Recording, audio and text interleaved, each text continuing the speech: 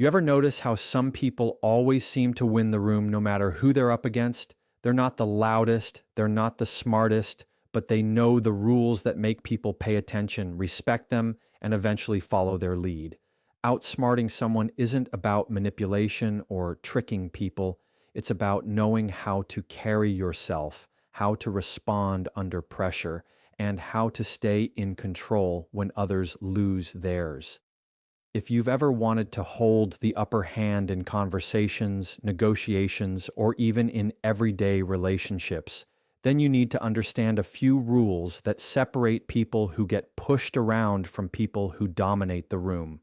Today, I'm going to give you 5 rules for total dominance, and when you apply them, you'll notice people stop trying to control you because they realize they can't. Never react emotionally, always respond strategically, because the second you let emotions dictate your response, you hand over control to the other person, and that's exactly how people lose power in any situation. They get triggered, they get pulled into an emotional trap, and once they're there, they've already lost because now the other person is running the show. So when you want dominance, when you want control, you have to separate yourself from that automatic emotional impulse and choose a response that serves your long-term position rather than your short-term feelings. Think about how easy it is for someone to bait you. They raise their voice, they insult you, they push your buttons, and if you bite, you confirm to them that they can get inside your head. But if you refuse to play that game, if you stay calm, collected, and deliberate, they immediately realize they don't have leverage over you. The key is to slow the moment down because most people react instantly. They feel disrespected and they spit back words without thinking, but the dominant person takes a pause, processes the situation, and then delivers a response that feels like it came from a place of absolute control. You want to think of it like a chess game. The person who reacts emotionally is just moving pieces because they're panicking. The person who responds strategically is looking 3 moves ahead. They're asking themselves what outcome they want and which response gets them there. And when you train yourself to do this, you strip away the power that emotions have to control you, and you take back the steering wheel in every interaction. You become the person in the room who doesn't get rattled, and that alone makes you someone people respect and fear at the same time. Strategic instead of emotional, your tone changes, your body language changes, your words hit different. Instead of sounding like you're defending yourself, you sound like you're leading the conversation. Instead of looking reactive, you look in command, and people notice that. They can't always explain it, but they feel it, and once they feel it, they start adjusting their behavior around you, which is exactly how dominance is established. Because dominance is not about shouting louder or having the last word. It's about creating an environment where people sense they can't throw you off balance. You're too steady, too sharp, too in control. And so they start playing by your rules, whether they realize it or not. But to get there, you need to master your emotions and train yourself to hold back that first natural reaction. Maybe that means taking a breath. Maybe that means pausing for a couple seconds before speaking. Maybe that means asking yourself if what you want is to win the moment or win the bigger game. Because the truth is, people who win the moment usually lose the long-term power. But people who think strategically, who swallow that urge to snap back, they win over time, they gain influence, and they dominate without needing to announce it. Think about every situation where dominance matters. Arguments at work, confrontations in relationships, negotiations, even casual conversations where someone tries to one-up you. In every one of those, the person who keeps their cool and responds with precision gains the upper hand. For example, if someone insults you in front of others, the emotional move is to fire back with your own insult. But what happens? It just becomes a shouting match, and now both of you look weak. The strategic move is to stay calm, smile, and respond in a way that either exposes their insecurity or shows everyone else that their words didn't even scratch you. Suddenly, the room sees that they tried to take a shot at you and failed, and that's power, or take negotiations. If someone tries to pressure you into a bad deal by creating urgency, the emotional response is panic, rush, and agree. But the strategic response is to slow things down, ask questions, make them reveal their hand. And by doing that, you put them on the defensive. They're now reacting to you. And that's the shift you're after. It comes down to discipline because emotional reactions feel good in the moment. They scratch the itch, but they also weaken your position, while strategic responses don't always feel satisfying immediately, but they build lasting control. They make people realize you can't be manipulated, and over time, that reputation becomes your greatest advantage. People stop trying to test you because they know it won't work. They stop trying to provoke you because they know they'll only embarrass themselves, and instead they start respecting you, following your lead, and adjusting their behavior to fit your frame. That is dominance at its purest form, and it all starts with never reacting emotionally but always responding strategically. Silence is a weapon more powerful than words because in a world where everyone rushes to fill the air, the one who can hold silence commands the room without effort. Most people panic when there's a pause. They feel the need to speak, to justify, to explain, and in that rush, they reveal their weakness, their insecurity, or their true intentions. But the person who knows how to use silence never plays that game.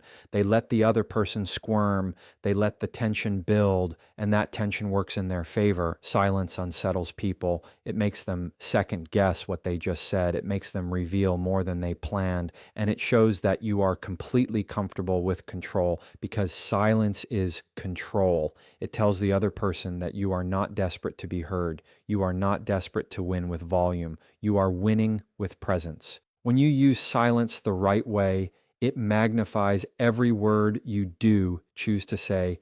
Instead of dumping out a stream of explanations or arguments, you wait. You let the weight of your pause make people lean in. And then when you finally speak, your words land like a hammer, not because they were loud, but because they were rare, deliberate, and timed perfectly. Think about how silence works in conversations. When someone insults you, silence makes them wonder if they crossed a line. When someone tries to pressure you, silence makes them question if they've overplayed their hand. When someone asks you a difficult question, silence shows them you are not rattled, you are calculating, and they start to feel like they're the ones exposed, not you. Silence flips the power dynamic because most people cannot stand it. They will start talking to fill it, and in that talking, they hand you the information, the leverage, and the upper hand. Silence also shows a depth of confidence because weak people need to prove themselves with noise. They need to defend every accusation, answer every question instantly, and jump into every gap in the conversation. But strong people, dominant people, they know that silence communicates certainty. Silence communicates patience. Silence communicates that you are on your time, not theirs, and that unnerves people because it breaks the script they're used to. They expect pushback. They expect noise. They expect you to defend or explain. But when you give them nothing, you force them into discomfort. And from discomfort, they begin to concede without realizing it. Silence is not emptiness. Silence is pressure. It's weight. It's the invisible hand that pushes the other person toward your frame. Think about how silence changes negotiations. Someone throws out an offer, and instead of reacting, you just sit there, calm, unbothered, and quiet. Suddenly, they start backtracking, they start justifying, they start improving the deal, not because you asked, but because the silence forced them to. Or think about conflict when someone is yelling, expecting you to yell back, and instead you just stand there, quiet, steady, maybe even with a small, controlled expression. What happens? Their energy collapses. They run out of steam because without your reaction to feed them, they're powerless. Silence robbed them of their weapon. Or in relationships, when someone is fishing for drama, expecting an immediate defensive explanation, but you respond with measured silence. They realize they don't control the pace. You do, and that shift in power changes everything.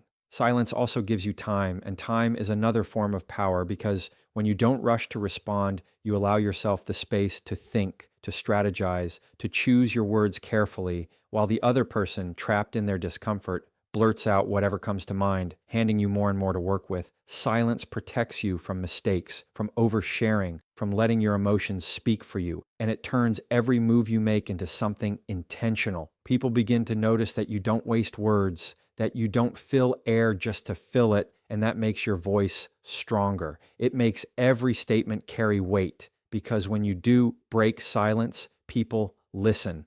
And here's the hidden truth about silence. It creates mystery, and mystery is power. When people can't predict you, when they can't read you, they respect you more. They fear crossing you more. They give you more space. Silence builds that aura because it denies people access to your thoughts. It denies them the comfort of knowing where you stand. It forces them to adjust to you instead of the other way around. And that's how silence becomes more powerful than words, because words can be argued, words can be twisted, words can be forgotten, but silence lingers. It sits heavy in the room, and it forces people to react in ways that always give you the upper hand. Control the frame, set the tone, and make others play in your arena, because every interaction is a battle of frames, and the person whose frame holds is the one who ends up in control. A frame is simply the perspective, the context, the invisible set of rules that shapes how the conversation goes. Most people walk into interactions without even realizing there's a frame. They just accept the one that's handed to them. But the person who dominates knows that you never step into someone else's frame. You establish your own, and then you hold it, because once you control the frame, you don't have to argue, you don't have to defend. You simply decide the game that's being played, and everyone else falls in line. Think about how this works in real life. Someone tries to insult you. Their frame is that you should feel small and get defensive. But if you accept that frame, you've already lost. The moment you push back angrily, you're still playing in their arena. But if you control the frame, you decide that their insult is irrelevant or even amusing. You laugh, you shrug, you dismiss it with calm confidence, and now the frame is yours. Suddenly, everyone sees that their attempt to cut you down didn't even touch you, and they're the one who looks foolish. The key is to understand that people are always trying to pull you into their arena. Some do it consciously, some unconsciously, but the pull is always there. Someone asks a loaded question designed to trap you. That's their frame. Someone raises their voice to pressure you. That's their frame. Someone acts like they're in control because of status or authority. That's their frame, but you don't have to accept any of it. Instead, you flip it, you reset the context, you reframe the conversation so that it fits your rules. For example, if someone asks a manipulative question like, "Why are you always late?" the frame is accusation, and most people accept it by defending themselves. But the person in control might say something like, "Interesting, what makes you think I'm always late?" Now the frame shifts. Now they're the one on defense, they're the one explaining, and you've taken back control without raising your voice or showing any sign of weakness. Frames are powerful because they dictate behavior. When you walk into a negotiation and you set the tone that you are calm, composed, and willing to walk away, you've already won, because your frame is that you don't need them, they need you. When you walk into a conflict and you act like nothing rattles you, your frame becomes the unshakable one, and the other person wastes energy trying to break you while you never move. When you set the tone of respect in a room, people either rise to it or they get exposed for not having it, but you're the one who defined the environment, not them, and that's why controlling the frame matters more than winning any single point, because the frame shapes every point that follows. The person who sets the tone has leverage in every direction, because when you define the emotional temperature of an interaction, you decide whether it's calm, whether it's tense, whether it's light, and others adapt to you. Most people are reactive. They match the energy in front of them. If someone's aggressive, they get aggressive back. If someone's nervous, they become nervous too. But dominance comes from being the thermostat, not the thermometer. You decide the temperature, you decide the rhythm, you decide the pace, and the other person starts dancing to your music without realizing it. That's what it means to make others play in your arena. You don't chase their moves, you force them to adjust to yours. It doesn't mean you have to be loud or arrogant. In fact, the strongest frames are often quiet, steady, and subtle because they're rooted in confidence. When you walk into a room knowing you're not bending for anyone, your presence alone shifts the balance. When someone throws negativity at you and you remain unshaken, Your frame becomes the dominant one by default, and people notice that. They feel it and they follow it because deep down, people want stability, they want certainty, and the person who provides that certainty becomes the leader without even asking for it. So the real power lies not in arguing harder or proving more, but in deciding the frame, holding the frame, and refusing to ever let someone else pull you into theirs. Because once you do that, you're not playing their game anymore. You're making them play yours. And that is how true dominance is established. Confidence beats intelligence when delivered with certainty, because people don't follow the smartest person in the room. They follow the one who sounds the most sure. Intelligence can be doubted, it can be argued, it can be challenged, but confidence is felt. It's contagious. It makes people lean in and trust what they hear, even if they don't fully understand it. When someone speaks with hesitation, with doubt in their voice, no amount of intelligence can save them because the delivery kills the message. But when someone speaks with conviction, calmness, and certainty, people believe it before they even analyze it. That's the power of confidence. It doesn't ask for permission. It doesn't seek validation, it declares. And that declaration has weight. Confidence doesn't mean arrogance. It doesn't mean pretending to know everything. It means owning the space you're in, owning your words, and owning the way you carry yourself. You can be highly intelligent and still lose people if you deliver it in a shaky or apologetic way. And you can know less but dominate the room simply because you deliver with absolute belief. The truth is, most people don't fact check in real time. They don't analyze every detail. They respond to energy, and confidence is energy. When you hold eye contact, when you stand tall, when your voice is steady and controlled, people feel like you know what you're talking about even before they hear the content. It's why someone with half the knowledge can still outshine someone with twice the knowledge, because confidence is the amplifier that makes everything louder, stronger, and more convincing. Think about leaders. The ones who inspire people are not always the most intelligent. They're the ones who project certainty. When they speak, people feel reassured. They feel guided. They feel like they're in safe hands. That doesn't come from having the right answer to every question. It comes from presenting whatever answer you give with unshakable confidence. The same thing happens in arguments. If you're scrambling for facts, panicking, and explaining with desperation, you lose ground even if you're technically right. But if you calmly state your point with confidence, the other person looks like the one who's overreacting, and you come across as the stronger one. Regardless of who's more intelligent, confidence shifts perception, and perception is reality in the eyes of the people watching. Confidence also controls the pace, because an intelligent person may rush to prove themselves, to get all the facts out before being interrupted.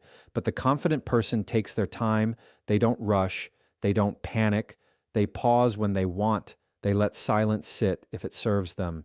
And that calm certainty makes others adjust to their rhythm. People respect the one who isn't scrambling, because scrambling looks weak, but steady delivery looks powerful. And the truth is, dominance doesn't belong to the one who knows the most. It belongs to the one who makes everyone else feel like they know enough to follow. Even in negotiations, intelligence might know every detail of the deal, every loophole, every calculation, but confidence is what pushes the final decision, because people rarely buy into the math. They buy into the person.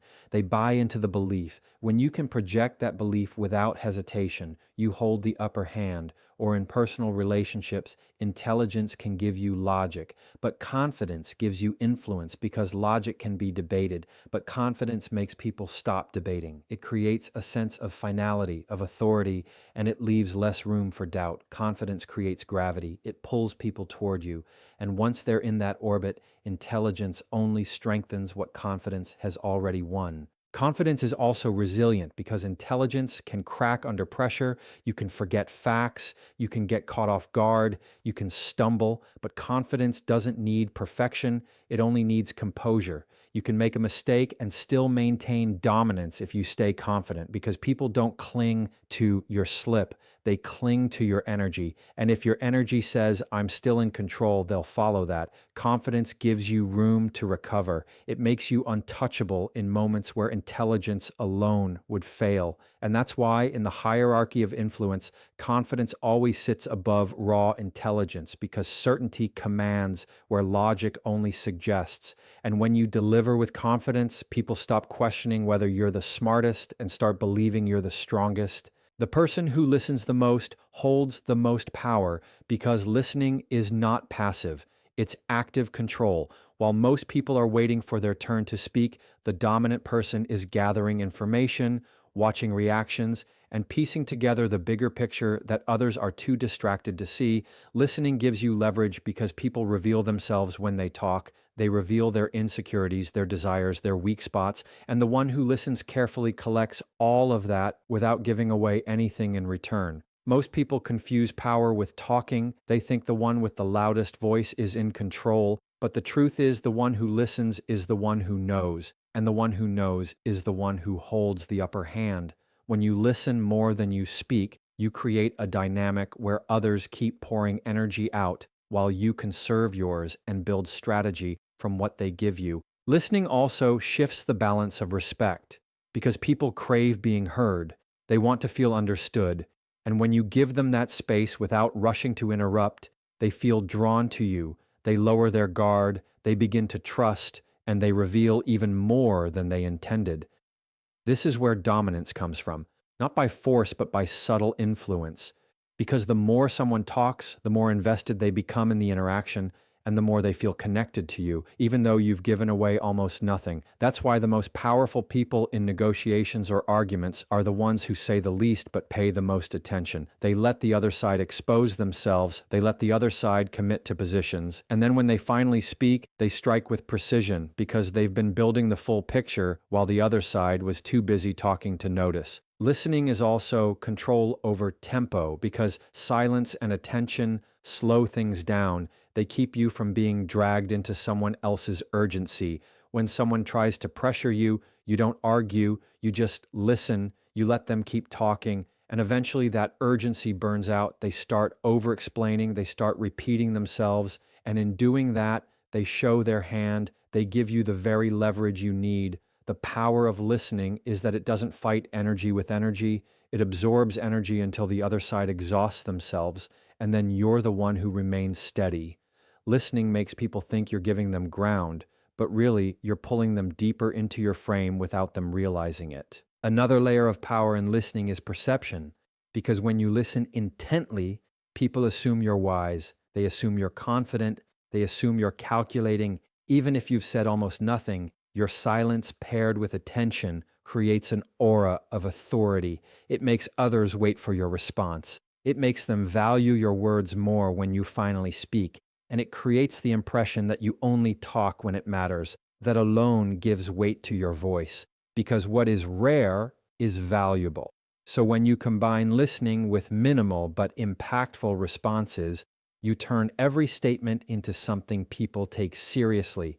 They lean in because they've been waiting, and that waiting gives your words more force than a constant stream of chatter ever could. Listening also protects you, because the more you talk, the more you expose yourself, the more chances you give others to twist your words or use them against you. But when you listen, you reveal little, you stay guarded, and you keep control over what information you let out. In high-stakes situations, the person who says too much usually loses, while the one who listens and speaks sparingly maintains an air of unpredictability, and unpredictability is intimidating.